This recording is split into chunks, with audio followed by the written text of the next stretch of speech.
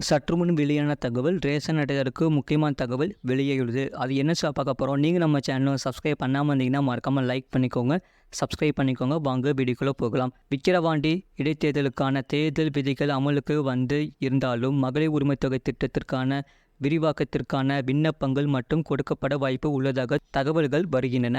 விக்கிரவாண்டி இடைத்தேர்தலுக்கான தேர்தல் விதிகள் அமலுக்கு வந்து இருப்பதால் திட்டத்தை விரிவாக்க முடியாது. ஆனால் விண்ணப்பம் பெறப்பட்டு பயனாளிகள் தேர்தல் முடிந்த பின் சேர்க்கப்படுவார்கள். மகளிர் உரிமை தொகை திட்டத்தில் புதிய பயனாளிகள் சேர்க்கப்பட உள்ளனர். மொத்தம் 2.5 லட்சம் பேருக்கு இந்த பணம் வழங்கப்பட உள்ளது. இந்த வாரம் இதற்கான அப்ளிகேஷன் வழங்கப்பட உள்ளது. இதில் புதிதாக திருமணமானவர்கள் மற்றும் புது ரேஷன் அட்டைதாரர்கள் ஆகியோர்களுக்கு பணம் வழங்கப்பட உள்ளதாக தகவல் வெளியாகியுள்ளது. இதன் மூலம் கலைஞர் மகளிர் உரிமை தொகையில் தமிழ்நாட்டில் கூடுதலாக 2.30 லட்சம் பேர் இணைக்கப்பட வாய்ப்பு உள்ளதாக தகவல் வெளியாகியுள்ளது. கலைஞர் மகளிர் உரிமை தொகை திட்டம் 2 முக்கிய நோக்கங்களை கொண்டது.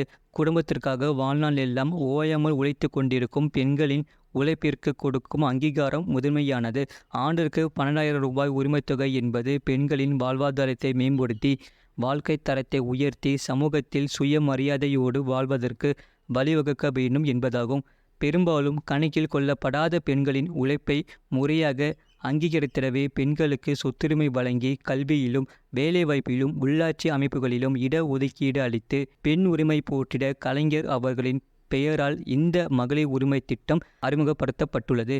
எனவேதான் இந்த திட்டத்திற்கு மகளிருக்கான உரிமை தொகை என்று இல்லாமல் மகளிர் உரிமை தொகை என்று கவனத்துடன் பெயரிடப்பட்டு உள்ளது. கலைஞர் மகளிர் உரிமை திட்டம் விரைவில் மேலும் விரிவுபடுத்தப்பட உள்ளது.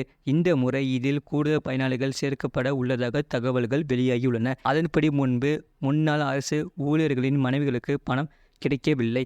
அவர்களுக்கு இந்த முறை பணம் கொடுக்க திட்டமிடப்பட்டு உள்ளது.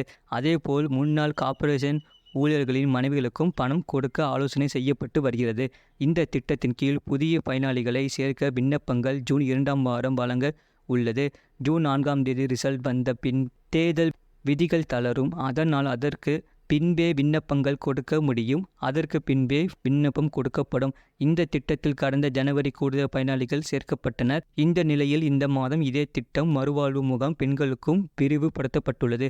அதற்கான ஆணை வெளியிடப்பட்டுள்ளது. அதேபோல் இதுவரை விடுபட்ட பெண்களுக்கும் பணம் வழங்கப்பட முடிவு செய்யப்பட்டு உள்ளது. யாருக்கெல்லாம் வழங்கப்படும்? அதன்படி பின்வரும் மக்களுக்கு இந்த திட்டம் விரிவுபடுத்தப்படலாம் என்று கூறப்படுகிறது. முன்னாள் அரசு ஊழியர்களின் மனைவிகளுக்கு பணம் வழங்கப்படலாம். முன்னாள் கார்ப்பரேஷன் ஊழியர்களின் மனைவிகளுக்கு பணம் வழங்கப்படலாம். புதிதாக ரேஷன் கார்டு பெற்றவர்களுக்கு பணம் வழங்கப்படலாம். புதிதாக திருமணமான பெண்களுக்கு பணம் வழங்கப்படலாம். மகளிர் உரிமை தொகை திட்டத்தில் கடந்த ஜனவரி மாதம் கூடுதல் பயனாளிகள் சேர்க்கப்பட்ட நிலையில் 90% மகளிருக்கு உரிமை தொகை சேர்ந்து விட்டது என்றும் தகுதியான ஒரு சிலர் விடுபட்டு இருந்தால் அந்த பட்டியலை மாவட்ட ஆட்சியரிடம் வழங்க திமுகவினருக்கு அமைச்சர் உதயநிதி ஸ்டாலின் அறிவுறுத்தியுள்ளார். தேர்தலுக்கு பின் இவர்களுக்கும் பணம் வழங்கப்படும் என்று எதிர்பார்க்கப்படுகிறது.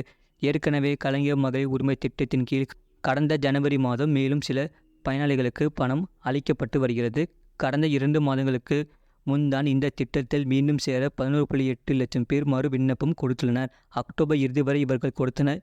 இப்போது 1.7 கோடி பேருக்கு இந்த பணம் தற்போது கொடுக்கப்பட்டு வருகிறது. இது போன்ற செய்திகளை உடனுக்குடன் அறிந்து கொள்ள மறக்காம சேனலை